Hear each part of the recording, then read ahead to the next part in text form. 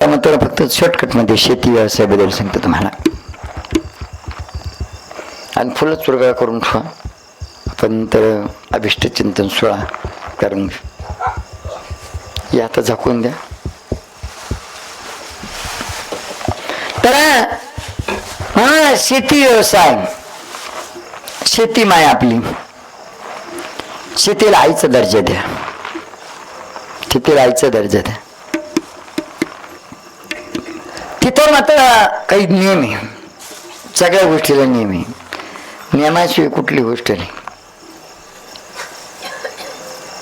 गाडी घेण्याचे मुहूर्त नक्षत्र वेगळे राहते आणि विकण्याची वेगळे राहते. जर विकण्याच्या मुहूर्तावरती गाडी घेतली ना, ती परेशानीमध्ये काढायला आणि तुमच्या तोंडाने म्हणणार विकून टाक. तशाच पद्धतीनं मात्र एक आपल्या घरामध्ये तुम्हाला जर 7 देवता सांगितलं, त्याच्यावर एक सुपारी देत असतो. त्या सुपारीची पूजा ईशान्य कोपऱ्यात करा, पूर्व आणि उत्तरच्या मध्ये. बागाची जर लागवड करायची असेल ना, ईशान्य कोपऱ्यात पूजा करा. पण पूजा अशा ठिकाणी करा, टमाट्याची, वांग्याची, भेंडीची, डाळिंब असेल, कुठलीही लागवड करताना ईशान्य कोपऱ्यात जी पूजा केली ना, ते ईशान्य कोपऱ्यात पूजा केलेल्या ठिकाणी ती जरा लागवड जर सूर्याखाली असेल ना, पूजा तिथं करा. सूर्यात निवृत्त कोपऱ्यातून करा. आणि लास्ट लाईनीचं लास्ट झाड तिथं लावलं गेलं पाहिजे. कुठं जिथं पूजा केली तिथं लास्ट लाईनीचं लास्ट झाड तिथं लावलं गेलं पाहिजे. मग ती तुमची सव्वाची लागवड असली तरी अग्नी कोपऱ्यातल्या लास्ट लाईनीतलं झाड तिथं लागलं जाईल. ज्याची सुरुवात चांगली त्याचा शेवट चांगला.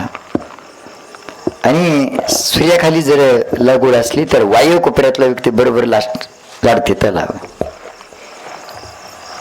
सुरुवात एकूण कुठल्याही कार्याला सुरुवात करताना पूजा तिकडं करा ईशान्य कोपऱ्यात, आणि सुरुवात निवृत्त कोपऱ्यातून करा. आणि कुठलाही पीक पाणी असू द्या, त्या ठिकाणी तुम्हाला जर समजा रोप एका जागेवरून दुसऱ्या जागेवर रोप लावायची, जसं तंबट्टी असेल,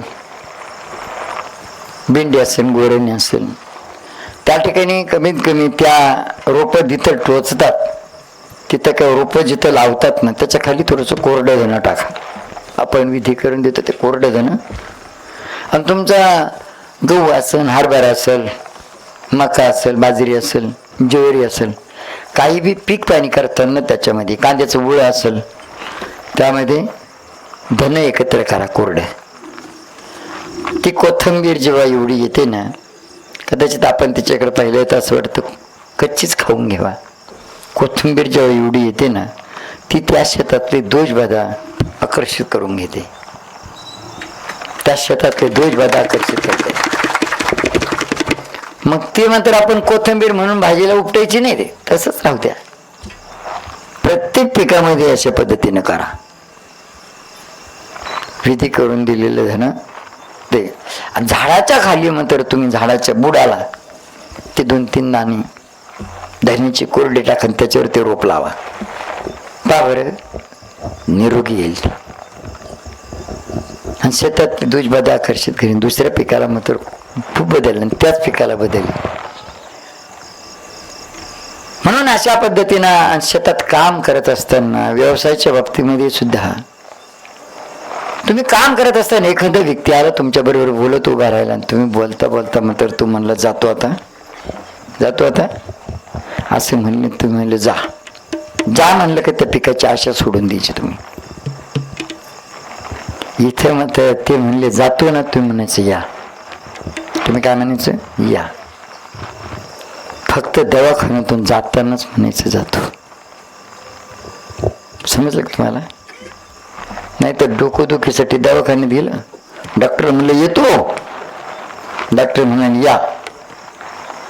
येतो तर मग घरी जाऊ ना की पोट दुखन मग या. पोट बरं झालं, डॉक्टर म्हणला येतो, घरी जाऊन पुन्हा पाठ दुखायला लागली, मग या. पुन्हा पाठीच्या गोळ्या घेतल्या, पाठीचं ते दवा गोळी घेतली, म्हणले येतो, घरी जाऊन पुन्हा गुडघे दुखायला लागले. मग या नातेवाईकाच्या तिळून जाताना एखाद्या परिवारातून देवस्थानाच्या ठिकाण मित्र परिवाराच्या ठिकाणून येतो म्हणा, येतो, पण दवाखान्यातून जाताना म्हणत जातो. काय म्हणायचं? जातो. येतो नका म्हणून चुकून सुद्धा कधी कधी ती परेशानी होती. डॉक्टर PM द्यायचे राहते आपल्याला. म्हणले की येतो आता, ते म्हणले या. म्हणून या गोष्टीचं मात्र काम करताना ते नियम पाळायचे. दुसरी गोष्ट मात्र शेतामध्ये स्त्रीलिंगी आणि पुरुषलिंगी दोन प्रकारची पिके. स्त्रीलिंगी भेंडी स्त्रीलिंगी, वांग पुरुषलिंगी, कांदा पुरुषलिंगी. पण या पद्धतीनं जे आहे तर इथं स्त्रीलिंगी झाडाला आजही ब्रह्मचर्य आणि उद्याही ब्रह्मचर्य. तुम्ही सायंकाळी सूर्यदेव मावळल्यानंतर स्त्रीलिंगी झाडाला जर पुरुषांनी स्पर्श केला तर ब्रह्मचर्य असेल. सूर्यदेव मावळल्यानंतर माता भगिनींनी पुरुषलिंगी झाडाला स्पर्श केला तर ब्रह्मचर्य असेल. तसं मात्र रात्रीच्या वेळेस जर समजा मिरचीला पुरुषांनी पाणी भरलं तर तिथं परेशानी होणार. आता ते ठिबकच आलं तेव्हा काही प्रश्नच, पाणी भरायचं काही थानच नाही. पण किरकोळ ज्याचं थोडंसं आहे त्यांना रात्रीच्या वेळेस मात्र पुरुषलिंगी झाडाला म्हणजे कांदा असेल, वांग असेल, टोमॅटो, तमटी नाही ती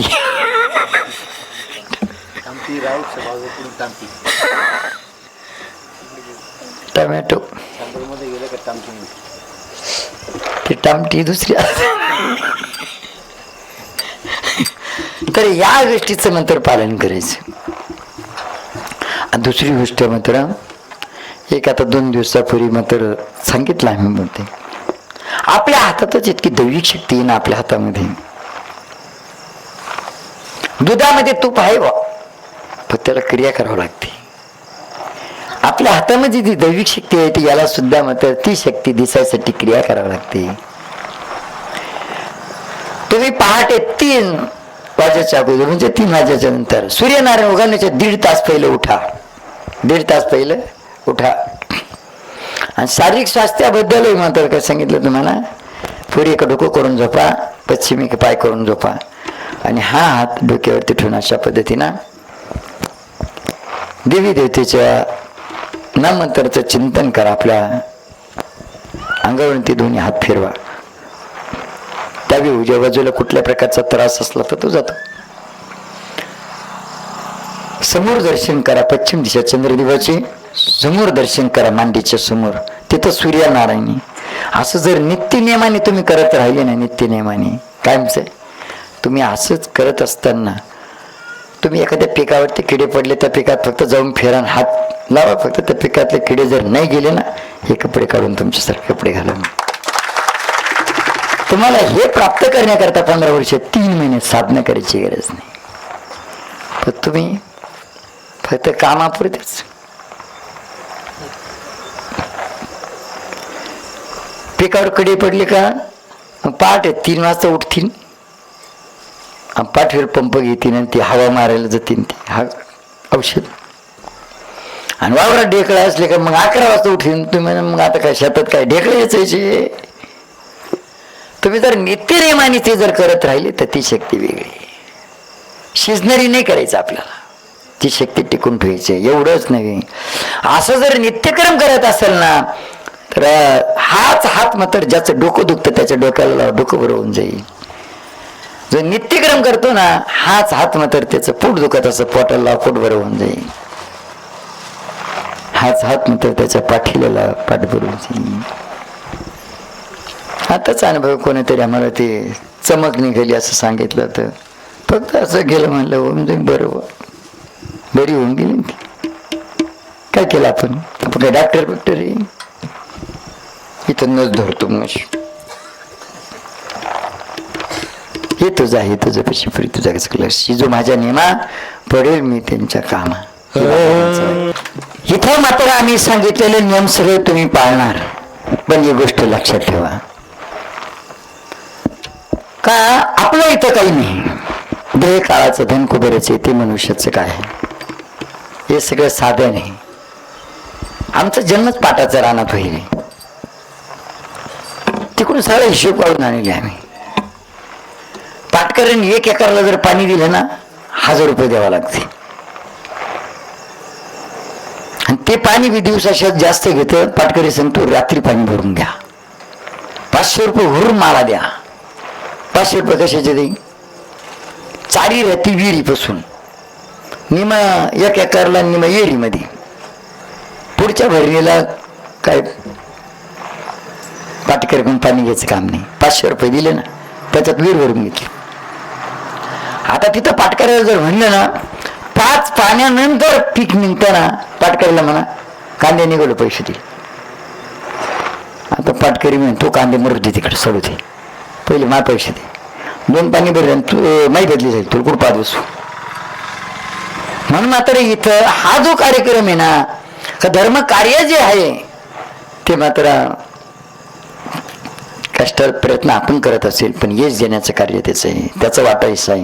म्हणून मात्र हा कार्यक्रम का जर समजा पाटकरी जर टिपून ठेवत नाही खात्यावरती तो म्हणतो 2 पाणी दिले आणि तुझं 5 पाण्यानं कांदे निघणारे 2 पाणी दिले आणि माई बदली झाली तुरकोड पाहत असतो उदरीला.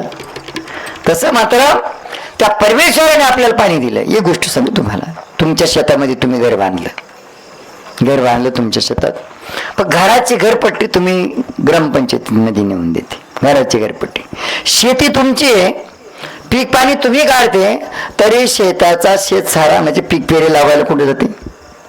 पात्याकडे जाते ना पेर. पण ते का लावते तुम्ही? का लावते?